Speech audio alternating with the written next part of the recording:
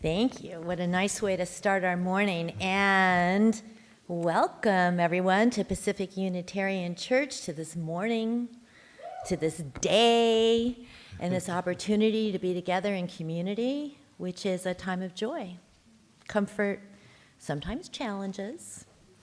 This Unitarian Universalist congregation is a place where we come to learn more about being human. We are on a journey to be open, accepting, tolerant congregation who honors the inherent worth and dignity of all who enter here and those who we have yet to meet. We're not here because we figured out life questions or because we think we got it right. We come here to learn more about being in relationship together, how to listen, how to forgive, how to be vulnerable, and how to create trust and compassion in one another. If you're a first-time visitor, we welcome you, and we invite you to stay for lunch on us. Your children are most welcome to join in the Moment for All Ages early on in the service, and follow the rest of the children out for religious education. Your younger kiddos can attend childcare, which begins prior to the service. And now for some announcements. If you were not at dinners with UUs last night, we missed you. If you were there, thank you. It was the first since the pandemic started, and it was a lovely evening, and I encourage everybody who might be interested to go ahead and sign up at the welcome table, and you'll get an email letting you know when the next one is, and if you can make it, that would be wonderful. If you are free on Monday, please come join in making sandwiches that a group has been working on every Monday for quite some time for donation. The UU The Vote has done a tremendous amount of work and has a lot of envelopes that need to be stamped. So as you're having lunch today, members of that group will come around and hand out some envelopes and hand out some stamps, and look forward to you assisting with that. I am having trouble talking, apparently. And last but not least, there's something very interesting that's coming up, and I'm going to read this. It's called the Radically Reframing Aging Summit. It's free. It starts tomorrow. It is online. It's 3 days. You can pop in and pop out. And some quite amazing people that I know said they attended last year and found it to be eye-opening and quite astounding. So if you'd like some more information or the link, see me during our brunch. And let's see, if you have an announcement you'd like to share, be sure to let Gabby, our administrator, know a few days in advance. So we can resist the urge to do things like that during joys and sorrows. All right, and now it's time to light our chalice.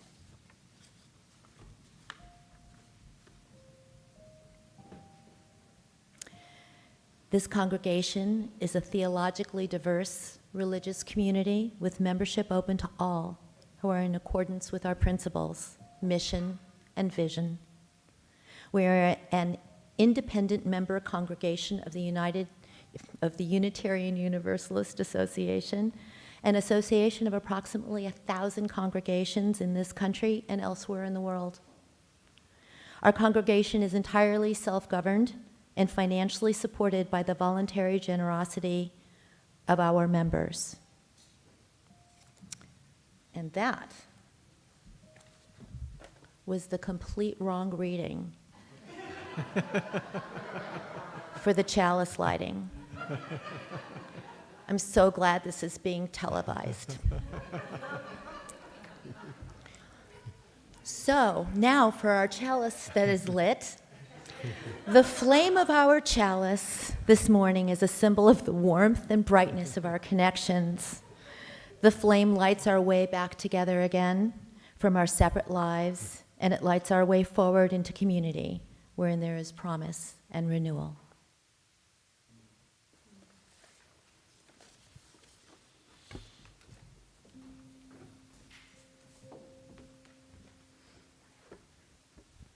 Thank you, Tracy. I liked the first chalice lighting too, so I think it was fine.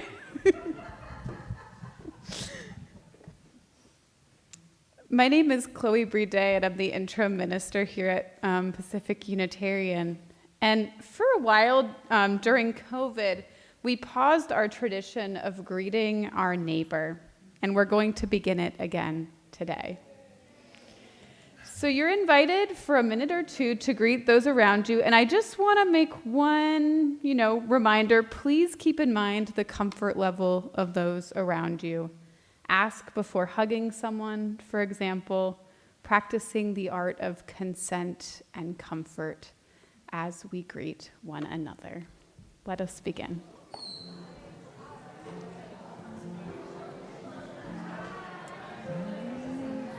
Do you want a hug?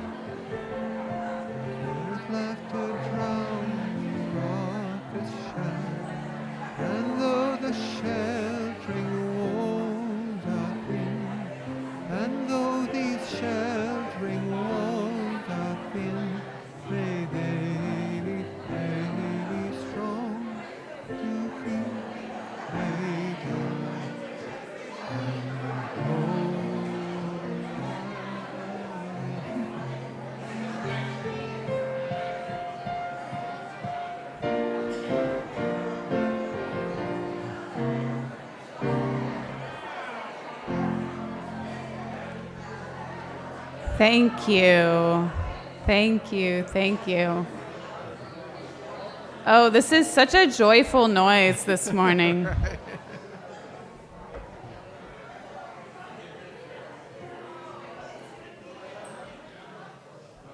Such a joyful noise.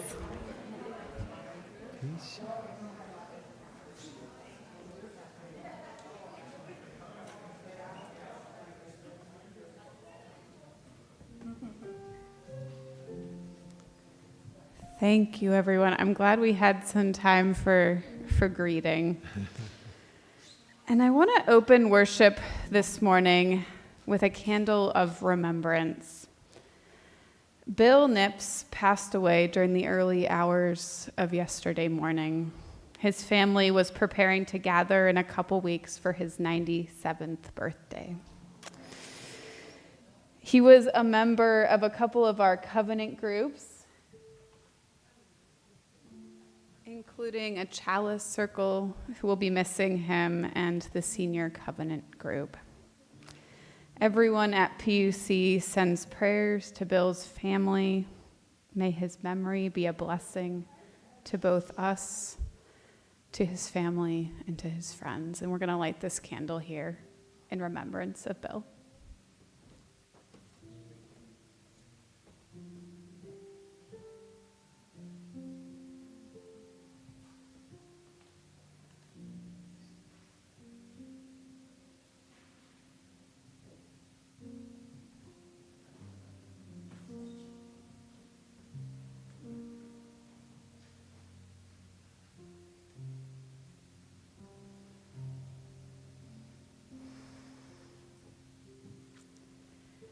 We open our worship this morning with words by the Reverend Gretchen Haley.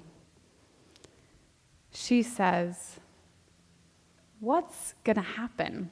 Will everything be okay?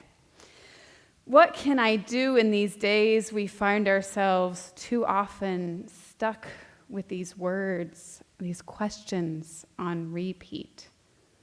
She says, "What's gonna happen?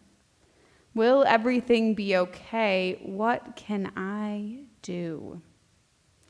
We grasp at signs and markers, articles of news and analysis, Facebook memes and forwarded emails, as if the new zodiac capable of forecasting all that life may bring our way. As if we could prepare, as if life had ever made any promises of making sense or turning out the way we'd thought, as if we are not also actors in this unfolding story. For this hour, we gather to surrender to the mystery, to release ourselves from needing to know, the yearning to have it already figured out, and also from the burden of believing we either have it all under control or not. Here is our song and our silence, our stories and our sharing. We make space for new breaths, a new healing, a new possibility to take root. That is courage, forged in the fire of our coming together and felt in the spirit that comes alive in this act of faith, that we believe still a new world is possible, that we are creating it already here and now. Come, let us worship together. And we open our worship this morning with hymn number 1, "May Nothing Evil Cross This Door." You may rise and body your spirit.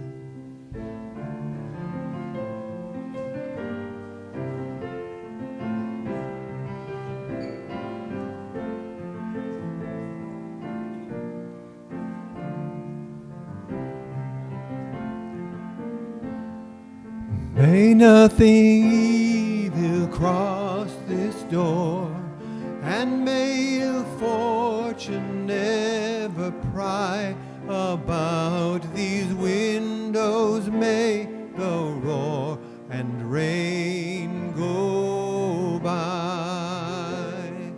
by faith made strong, the rafters will withstand the battering of the storm.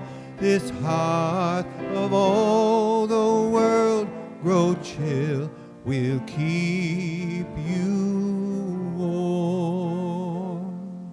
Peace shall walk softly through these rooms, touching our lips with holy wine, till every casual corner looms into a shrine. With laughter drown the raucous shout, and though the sheltering walls are thin, may they be strong to keep hate out and hold love in.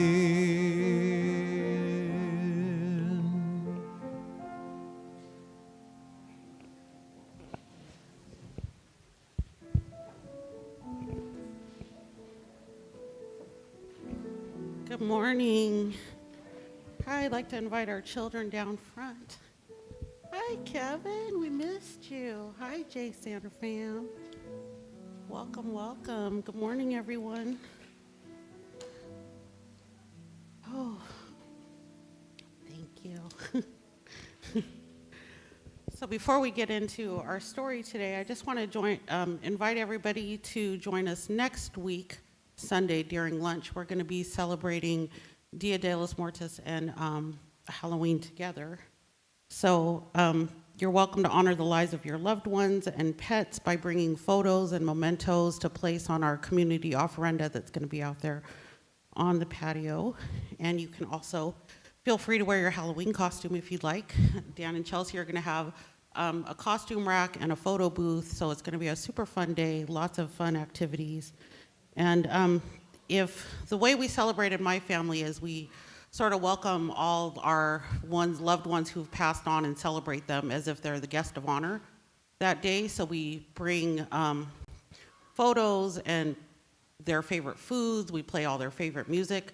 So I'm passing around song lists. So if there is a special song for somebody that you love dearly that's passed on and you would like us to play it during lunch, go ahead and write it on the sign-up sheets. Okay, so as you can tell, maybe, from the vibrant decorations in the sanctuary today, we are celebrating Diwali. And I went to Little India yesterday to get you guys some special treats. And I'd like to thank Pastor Chloe and her partner Div for donating, for loaning us these fancy decorations, and for Gary Hart and Leanne for providing us with beautiful lights. The lights of Diwali will be lit outside of PUC for all of our neighbors on the hill who celebrate that holiday, and they'll be lit every night of Diwali this week. Okay, so let's see. So a couple weeks ago, we did our lesson on Hinduism here. Who was here for Hinduism with Robin? I think Kevin was. Yeah, okay. So I'd like to dedicate this to our friend Naresh, who's just such a special part of our community, always feeding us. And he's away, he's traveling. So it's kind of ironic that we're celebrating a holiday that he grew up with these traditions, and he's traveling, celebrating Diwali. So we just send love out to him. Okay. Yeah, thank you. Thanks, Joe. Okay, and thank you, Div, for helping me with some of these words. Hopefully, I don't bungle it out. So, Amma, tell me about Diwali. It was as if the stars themselves came down to earth that night. The entire city was lit up with thousands and thousands of lights. It was Diwali, the festival of lights, that Kalaka had celebrated today. Oh, how